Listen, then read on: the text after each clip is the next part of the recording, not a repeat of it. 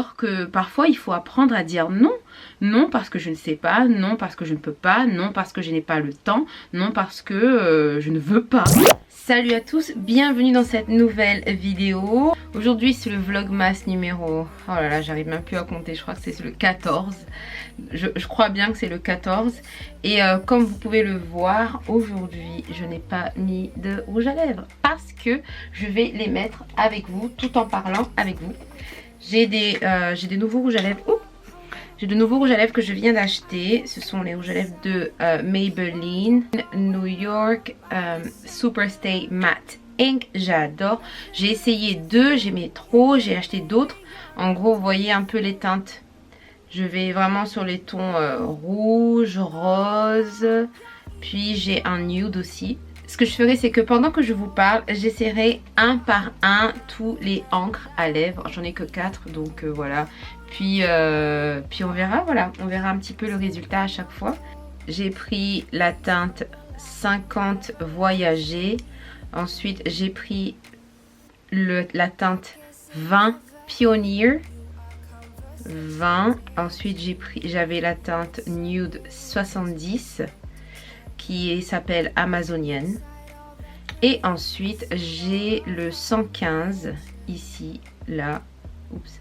Ensuite, j'ai le 115 qui s'appelle, lui, Founder. Puis, le sujet de la vidéo d'aujourd'hui, à part le fait que je vais essayer ces encres à lèvres, on va parler des erreurs. Et donc, en fait, ce que je voulais, c'est juste parler un peu des erreurs que j'ai fait durant le début de mes 20 ans jusqu'à présent. Et je tiens à préciser que je suis toujours dans ma vingtaine, hein. J'ai 27 ans. Je n'ai pas encore quitté la vingtaine. Je suis juste...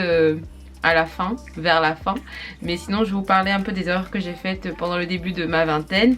Et voilà quoi, on fera ça tranquillement en discutant. J'adore le rouge. Récemment j'ai commencé à mettre du nude.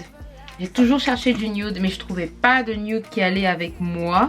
Je sais pas, c'était bizarre, mais en fait faut toujours mettre avec un crayon et savoir le faire. Donc ça c'est le numéro 20. Here he goes, with his humble lack and everlasting ego. Someone hurt your feelings not that long. Ce que j'aime bien avec les encres à lèvres de Maybelline, c'est que c'est mat. Alors au début vous mettez, ça colle un peu. Vous laissez le temps de sécher et... j'aime trop. Bref, parlons de l'erreur numéro 1. C'était lorsque j'ai choisi mes études.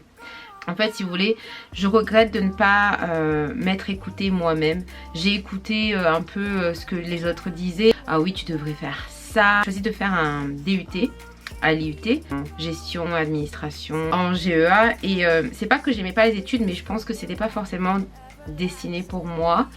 Si je pouvais revenir en arrière et voir ce que je fais en ce moment, ce qui m'intéresse en ce moment, je vois que c'est tout ce qui est publicité, marketing. En même temps aussi je voulais apprendre la mode, j'aurais voulu, mais après on me disait non mais tu vas pas avoir une bonne place avec ça.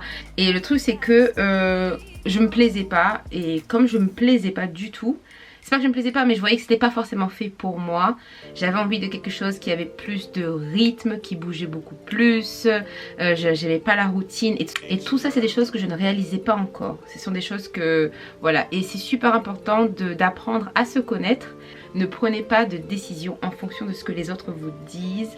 Faites les choses en fonction de ce que vous ressentez, de ce que vous aimez. Parce que finalement, à la fin, vous allez toujours vous écouter à un moment donné. Et tant qu'à vous écouter plus tard, autant vous écouter dès maintenant, vous voyez. Bon, on enlève celui-là, on essaye un autre. Ah, il est dur à enlever, hein. Point positif là-dessus, c'est que ça tient de ouf. Si vous voulez faire des bisous et que vous en avez marre des rouges à lèvres qui se transfèrent là, vous savez quel rouge à lèvres prendre, vous savez quoi prendre avec Maybelline, c'est top. Numéro 50, maintenant, Voyager. On va voir, Voyager. Bon, là c'est la teinte Voyager. J'aime bien, c'est un peu plus sombre. Ça fait mystérieuse. Deuxième erreur que j'ai faite pendant le début de ma vingtaine, c'était le fait de vouloir me poser trop tôt. Ouais, bizarrement, vous avez vu? C'est-à-dire qu'il s'est passé que, en fait, j'étais à l'université, donc j'étais à l'IUT. Ensuite, au bout de 1 an, j'avais envie de voyager. J'ai toujours voulu trouver un boulot qui me permettait de bouger, comme je vous ai dit, parce que je voulais bouger, voyager, utiliser les langues étrangères. J'adorais l'anglais. J'étais prête à être hôtesse de l'air. J'ai fait les formations, etc. Pour avoir le diplôme pour devenir hôtesse de l'air. Ensuite, j'ai postulé pour une compagnie aérienne à l'île de la Réunion. La seule compagnie aérienne de l'île de la Réunion. Et à cette époque, j'avais 19 ans, donc on m'a dit que j'étais trop jeune. Trop jeune, et du coup ça m'a un peu cassé. On m'a dit que j'étais trop jeune, j'avais pas assez d'expérience, et puis en ce moment à cette époque là la compagnie ne recrutait pas du tout. Du coup ce qui s'est passé, c'est que j'ai voulu me dire ok, bon, ne perds pas de temps, va améliorer ton anglais et en même temps essayer de voir si tu peux pas travailler pour avoir de l'expérience et améliorer ton anglais. Que j'ai trouvé un boulot en Angleterre en tant qu'assistante commerciale dans une entreprise qui recherchait une bilingue français-anglais à temps indéterminé. Donc nous on appelle ça CDI, mais ici ils appellent ça Permanent Contract, donc un contrat permanent on va dire. Du coup j'ai voulu me poser, j'avais quel âge? Attendez, je crois que j'avais 21 ans, j'avais 21 ans. Ce boulot qui était bien, j'étais contente de l'avoir, mais à 21 ans j'étais posée. C'est-à-dire que je m'étais acheté une voiture ici en Angleterre. J'avais acheté ma voiture, j'avais une chambre que je louais. J'étais posée, enfin je me dis ouais voilà, enfin tu es posée, voilà tout va bien. C'est l'idéal, c'est ce que tout le monde veut toute sa vie, c'est être posée. J'avais un bon salaire, c'était bien. Et voilà, j'étais posée à 21 ans. Mais non, je voulais pas ça, je voulais pas être posée. En tout cas, je voulais pas être posée de cette manière. Parce que, si vous voulez, j'avais une routine. Tous les jours, c'était pareil. Je faisais ma barquette, ma petite barquette de nourriture pour aller au travail, que je préparais le soir. Le matin, je rentrais à 8 h. Je conduisais au travail, je revenais le soir, je dormais. Je commençais à aller au travail et c'était comme ça. Pendant un temps, après j'ai commencé la danse et là ça a changé ma vie quand même. J'ai commencé à avoir le goût pour la salsa, etc., la bachata, donc c'était bien. Là ça a commencé à changer un peu. Ça m'ennuyait beaucoup et j'étais pas forcément très bien. J'étais pas bien, j'étais pas heureuse. Et je pense que des fois on veut trop se poser trop tôt. Dans la vie, il faut vivre des expériences. En tout cas, c'est ce que je pense. Et je pense qu'à 21 ans, personne ne veut se poser à partir de 21 ans. Je veux dire, beaucoup à 21 ans sont encore à l'école, en train d'étudier, d'apprendre la vie. Et moi, je voulais trop me poser rapidement. J'ai pris l'ascenseur. J'étais bénie, je suis contente parce que je suis passée par là. Ça m'a permis de découvrir beaucoup de choses sur moi-même. Mais honnêtement, je pense qu'à 21 ans... plein d'expériences à vivre, voyager, passer du temps avec mes amis, etc. Maintenant, j'appelle ça erreur, mais c'est pas vraiment une erreur parce que je suis reconnaissante. Je suis reconnaissante parce que j'ai vécu ça, parce que je sais maintenant ce que je veux et ce que je ne veux pas. Et je sais que je ne veux pas être assise comme ça dans rien, un bureau. Ça m'ennuyait complètement. Je voulais que ça soit quelque chose qui bouge. Et je change de rouge à lèvres encore une fois. Là, ça va être encore un challenge. Je vais mettre le 115 Founder, celui-là je l'aime beaucoup, je l'avais déjà mis plusieurs fois.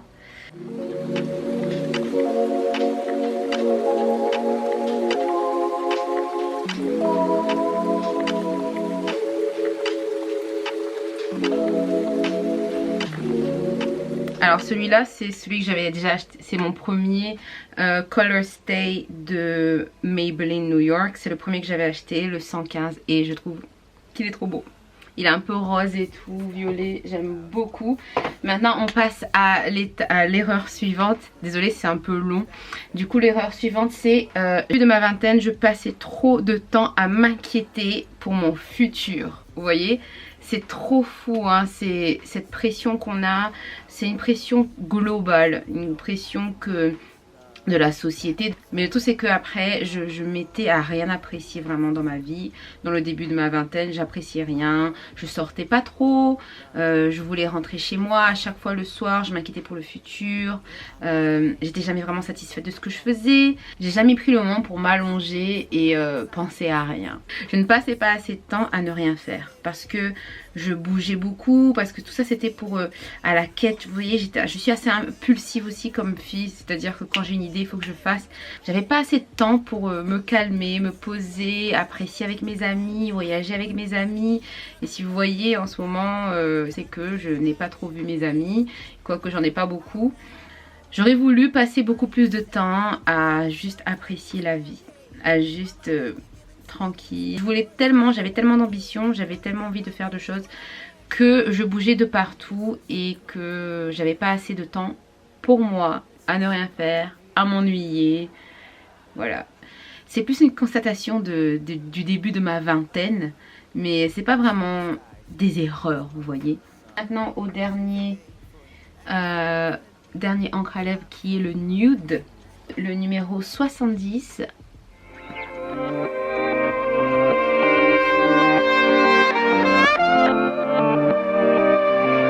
J'aime trop.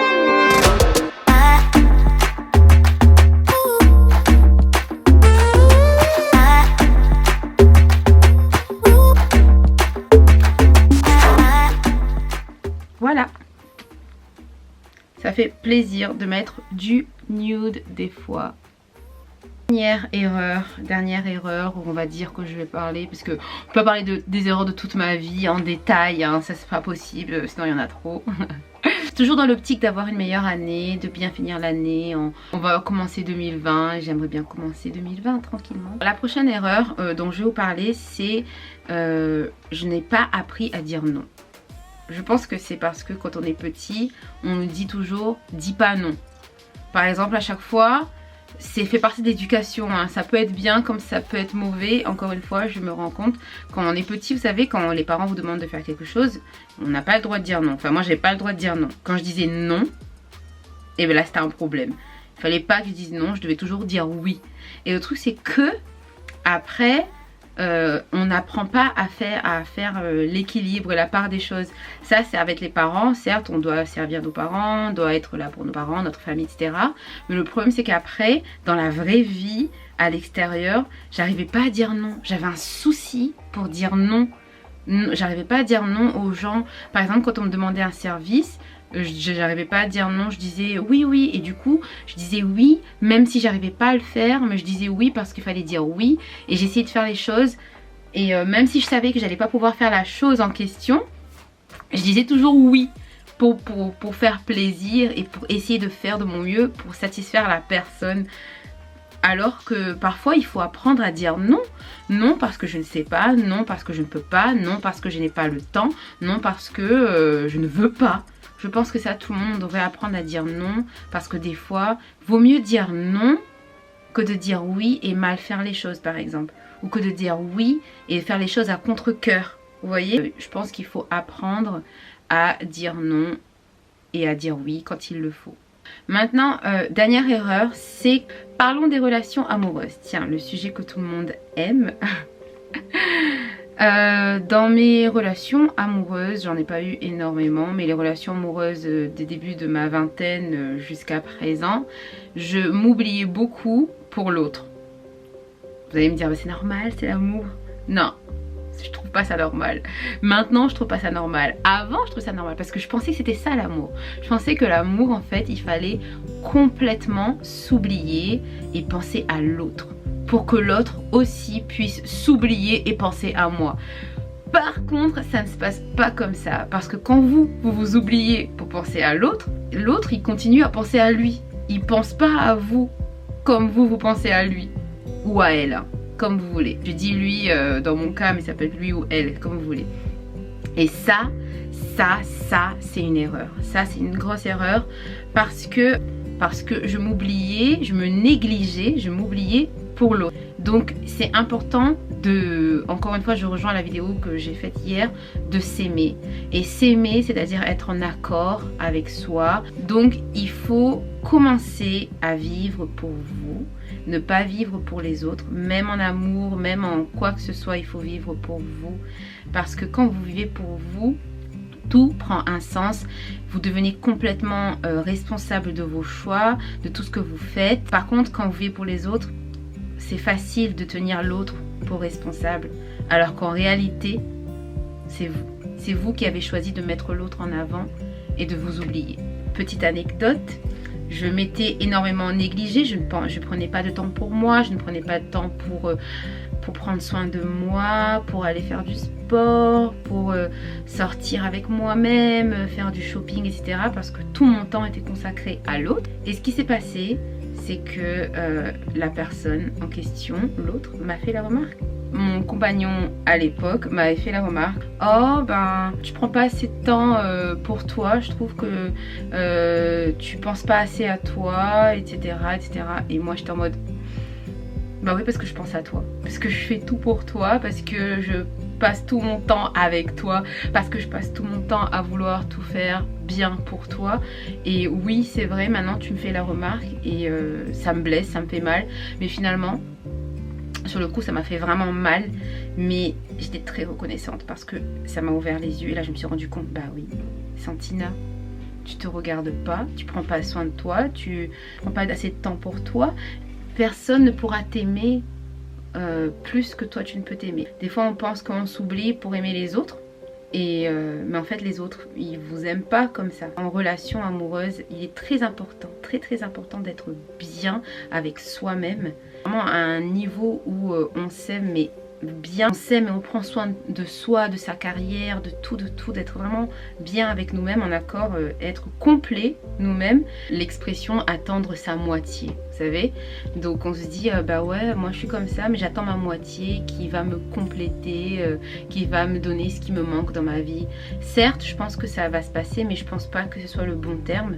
Je pense qu'on doit être nous-mêmes en entier et que cette personne là aussi sera elle-même en entier, et ensemble je pense que deux choses entières pourra bien se compléter. Si moi je suis dans un état de manque et lui aussi ou elle, en étant ensemble ça ne va pas forcément combler le manque, vous voyez. Je pense pas que ça comblera le manque sera toujours là parce qu'en fait nous-mêmes on doit apprendre à être complet seul, complet, s'aimer mais vraiment bien comme il le faut afin que l'autre puisse voir ça et nous aimer davantage. Bon, je suis pas une experte en relations amoureuses, loin de là, je suis pas une experte, je suis moi-même en train d'apprendre tout ça. Et tout ça en fait, tout ce dont je vous ai parlé aujourd'hui, ça revient à l'amour de soi quoi.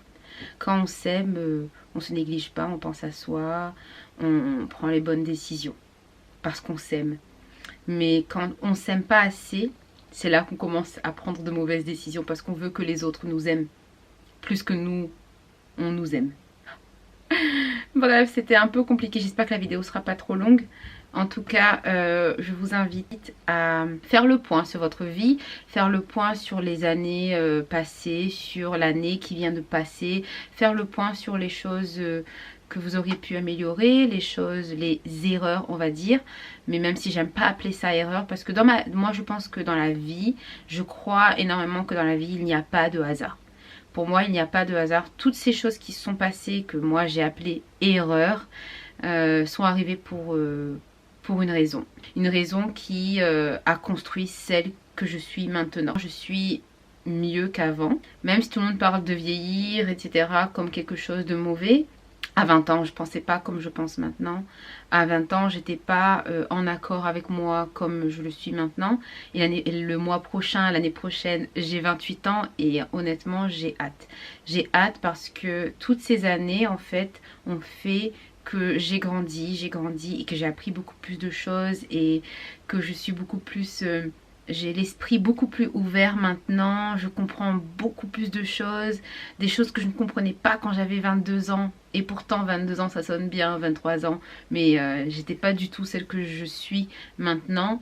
Et je suis vraiment reconnaissante, donc du coup, pour l'instant, je suis contente de prendre de l'âge. Peut-être que ça va changer, je ne sais pas. Commencez à vivre pour vous, parce que personne ne vivra pour vous si vous ne commencez pas à vivre pour vous. J'espère que vous avez suivi tout ça. En tout cas, merci beaucoup d'avoir suivi cette vidéo et j'espère que ça va vous inspirer à repenser à votre vie, établir vos projets pour l'année prochaine et j'espère que vous allez commencer à même mettre vos projets en place dès maintenant. Dites-moi quelle encre à lèvres vous avez préférée. J'ai les 4 ici. Lequel est-ce que vous avez préféré? Est-ce que c'était le premier, le deuxième, le troisième, le quatrième? En tout cas, je vais les lister dans la barre d'infos. Merci énormément d'avoir suivi cette vidéo. On se retrouve demain pour une nouvelle vidéo. Je ne sais pas ce qui va se passer demain, mais on verra bien. Peut-être qu'on discutera, peut-être qu'on voyagera, peut-être que... voilà quoi, on verra bien. Je vous fais de gros bisous. À très bientôt. Bye!